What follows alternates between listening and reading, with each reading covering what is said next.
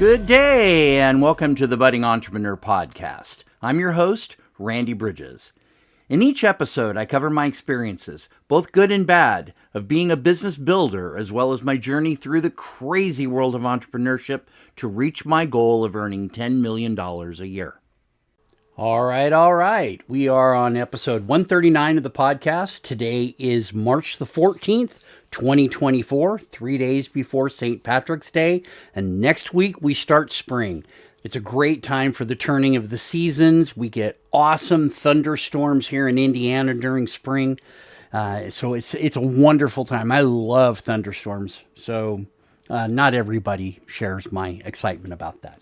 So let's get into our podcast here. A little bit of a change or two this week. I have taken 177 mental toughness secrets of the world class out of my general reading. This is a book by Steve Siebold, and I've put it in as just simply one segment every morning. So moved it from an ongoing reading process, and I'll be adding in another book next week. So we'll see what's happening. There's lots of good books that are out there. I'm reading a lot of them, but these are ones that I'm keeping in the process of doing on a regular basis. Selling You by Napoleon Hill and Objections by Jeb Blunt. And I'm just about done with that book. It's a great book. If you haven't read it, dig into it because it'll change the mindset you use, particularly if you are doing sales. Today, I wanted to bring in a quote from David Grayson, who's a professor and author, and it brought me to a point that a lot of people don't really think too much about. He said, "Did you think you could have good without evil? Did you think you could have joy without sorrow?" And it brings me to a kind of a point that Taylor Welch was making previously, is if we eliminate all of the bad things that have happened to us, we also have to eliminate all the good things that have happened to us. The things that got us where we are. We have to become more internally patient with ourselves and recognize that challenges and problems are something that's going to help us grow and develop. The concept from a long time ago was that obstacles are there to help you. They are there to protect you. If you didn't have those obstacles that you would have to overcome, you'd very likely be crushed and just demolished by the problems that you're going to face on the other side of that obstacle. So many times those obstacles are helpful for us. But I wanted to bring in a second quote this week, something that I didn't put onto my board, but it's important, I think. This is from Sabri Subi, and he talks about the things that are going to help you rewire your brain. And this is the number 2 one. He said, break the habit of being yourself. To get radically different outcomes, you have to do radically different things. He suggests changing your environment because if you have the same environment, you're going to end up with more of the same things. And primarily, I would agree with that. I know that the move from California to here, even though it was 6 years ago, it really shook up much of my life and what I was considering happening every day and what was going on. Maybe it doesn't have to be that dramatic, but moving from like a common area into an office or getting an office separate of your home, these provide you with some very nice benefits that a lot of people wouldn't really think too much about. You know, I would recommend that. Consider that for a topic you might be able to discuss with yourself. Journal it, write it down, and think about how it might affect you. Now, as we go into business strategies, we're still working with first principles. And today I'm going to do something that's going to be, I like the idea, but it's going to be a little uncomfortable because I generally don't do these kinds of things.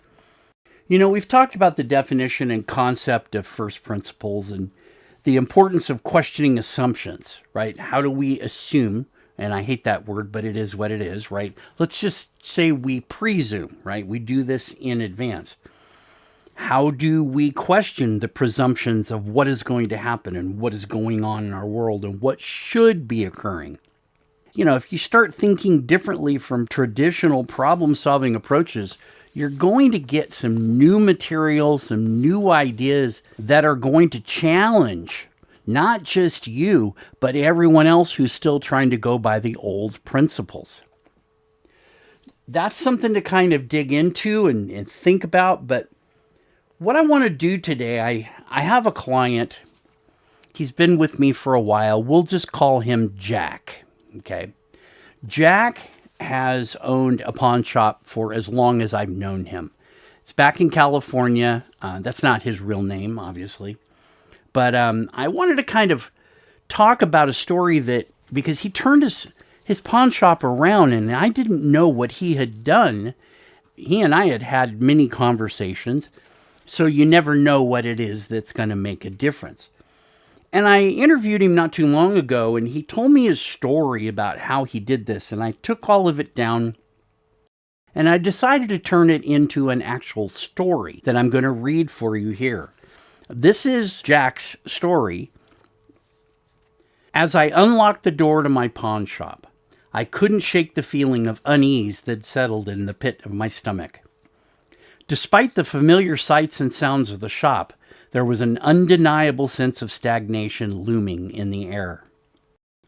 My business had been struggling lately, and no matter how hard I worked, I couldn't seem to shake off the weight of uncertainty that hung over me like a dark cloud. The once bustling aisles now seemed deserted, and the shelves that were once filled with treasures now lay barren, echoing the emptiness I felt inside. Desperate for a solution, I turned to late-night brainstorming sessions in search of inspiration. It was during one of these restless nights that I stumbled upon a concept that would change the course of my business forever: first principles thinking. Intrigued by the idea of questioning fundamental truths, I delved deeper into the concept, eager to apply it to my own situation. As I examined my business from a new perspective, I realized that I'd been approaching things all wrong. Instead of focusing solely on transactions and profits, I began to see my pawn shop as more than just a place of commerce. It was a hub of activity and community, a gathering place where stories were shared and connections were made. I realized that what my customers truly sought was not just a transaction, but a sense of trust, value, and belonging. With this newfound insight, I set out to transform my pawn shop into a place that offered more than just goods. It offered an experience. I launched outreach programs to educate the local community about the history and value of their belongings. I was fostering a sense of appreciation and connection. I prioritized building genuine relationships with my customers, offering them fair deals and personalized service tailored to their needs. As I implemented these changes, I began to see a shift in my business. Word spread quickly about the new direction my pawn shop was taking, and soon customers were again flocking back through the doors. But it wasn't just about the increase in sales or profits. It was about the renewed sense of purpose and fulfillment that I felt every time I opened up my shop. Today, my pawn shop stands as a testament to the power of first principles thinking. It's more than just a place of business. It's a community hub where stories are shared, treasures are discovered, and connections are made. And as I look around at the bustling aisles and the smiling faces of my old and new customers, I can't help but feel grateful for the journey that led me here. That kind of a story is integral to the first principles thinking. You have to be willing to take the old and the comfortable and set it aside. Again, questioning assumptions. Why are you here? What are you doing? It's what we did last week when I was telling you the story about the coffee shop. Same kind of a process. It wasn't just that they wanted to make it better and make more money. They wanted to create something more than just, here's your coffee, get out. They wanted to create an experience, and that is probably the key, the single most important key to how a business transforms itself, is to think not about the product or services you provide necessarily, to not think about the profit and the money that you're making, but to look at the difference in the lives of the people that walk through and walk out of your door. What experience do they carry away with them that sets a tone that they can tell somebody else about? And they told two people, and they told two people, and so on and so on. So as we go into next week, we're going to be wrapping up First Principles. I'm going to wrap this early because I think that telling stories is a very good way to do it. But I also want to bring in some new concepts as we go into spring and start looking at the next quarter, because we've done this quarter as sequence chains, agile strategies, and now first principles thinking. I want to bring in a whole new set of ideas that we're going to look at next quarter, and it'll actually roll a little bit, I believe, into the following quarter after that, because we're going to not just work on 3, but we're actually going to have 4 or 5. I just wanted to kind of paint that picture for you looking forward, how the podcast is going to go along the way, and some of the things that you can look forward to.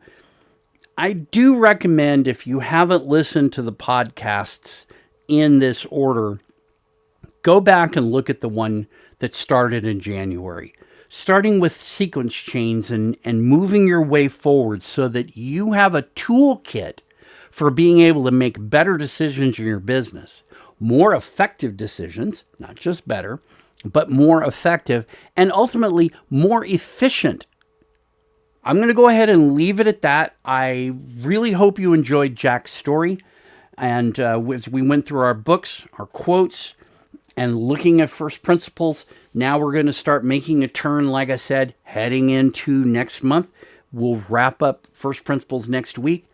I wish you the best in your health, your wealth, your business, your family, everything about you. Take care. We'll be back next week for a new podcast. Thanks so much.